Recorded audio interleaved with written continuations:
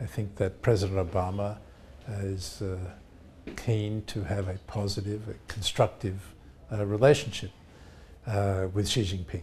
Of course, he will be coming to the United States soon, and this will be another opportunity to build on the relationship that has already produced such important results, in particular the agreement on climate objectives, which has a powerful impact on the rest of the world as we head into the summit in Paris at the end of the year.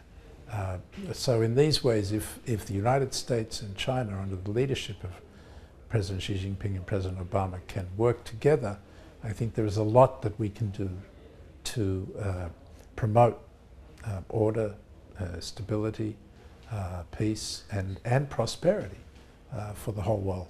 First of all, that the United States, especially White House executive branch, certainly will warmly welcome President Xi's visit. This is a continuation of the dialogue they started last November when President Obama visited Beijing, which also quite successful. So that kind of high-level visit, especially President Xi Jinping's first state visit to Washington after he became president, I think that itself tells us that the leaders wanted to make sure that this very important bilateral relationship, arguably the most important bilateral relationship, should be on the right track. So for that, I certainly think that both leaders are doing the right thing. Now, I think Larry Summers, the former Secretary of Treasury, and also served twice as economic advisor for President Bill Clinton and President Obama, he said it best. You can imagine in today's world with the economic globalization, both the United States and China will do very well. You can also forecast or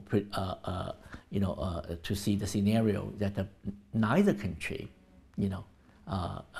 is doing well because of some crisis, some of the economic problem. But it's very, very difficult to imagine that one country, no matter whether the United States or China, doing very well, the other country doing very, very poorly. Now that's actually reflect the new, kind of type of major power relations. Should be win-win, and one country should benefit from the other country's success. And I think it's going to be very exciting. I think it's going to be very buoyant.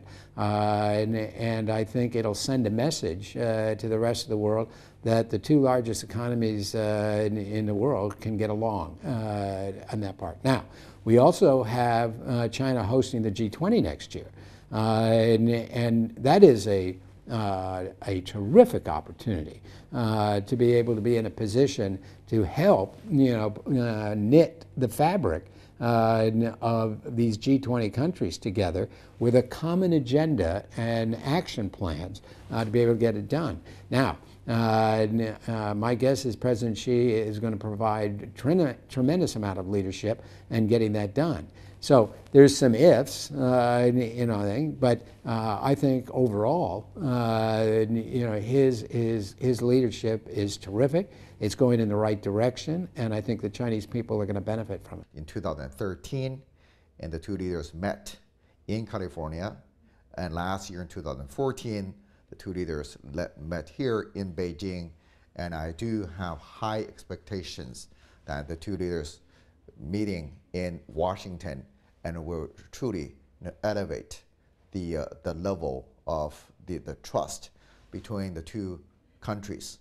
And this idea of a major power relations is important, and we have seen in the past 2 years, and each side express their understanding about these relations, and they are making some substantive progress, over building the trust toward the major power relations.